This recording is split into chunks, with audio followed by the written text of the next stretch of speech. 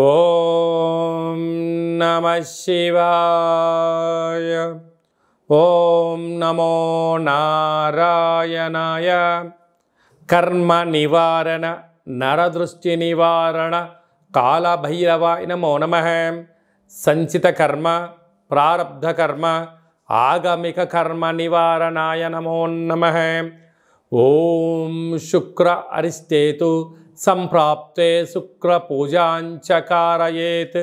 శుక్రధ్యానం ప్రవక్ష్యామి కళత్రత దోషపీడోప ఉపశాంతయే.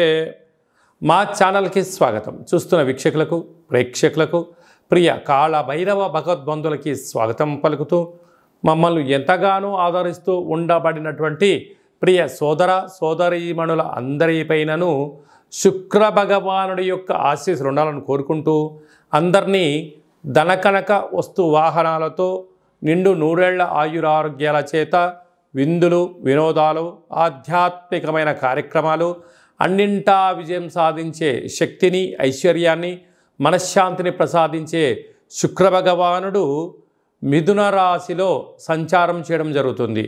13/6/2024 నుండి 6/7/2024 వరకు మిథున రాశిలో సంచారం చేయనప్పుడు అందరికీ ప్రశాంతమైన వాతావరణాన్ని కలిగించాలని కోరుకుంటూ ఐశ్వర్యాన్ని ప్రసాదించాలని కోరుకుంటూ నమస్కారం చేద్దాం.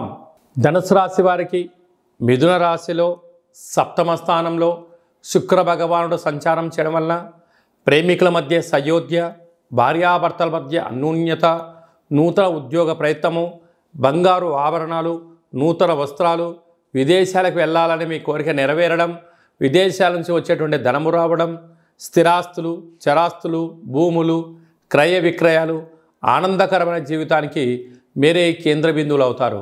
అదే కాకుండా బంగారు ఆభరణాలు కానీ షేర్లు కానీ క్రయ విక్రయాలు చేసే కాల సమయంలో కొంత ధనం మిగలడం వలన మీరు స్థిరాస్తులను అంటే గృహాలను, ఇంటి స్థలాలను, వ్యవసాయ క్షేత్రాలు కొనుగోలు చేస్తూ ఆనందకరమైన జీవితానికి మీరు స్వాగతం పలుకుతారు అని చెప్పి గమనించాలి.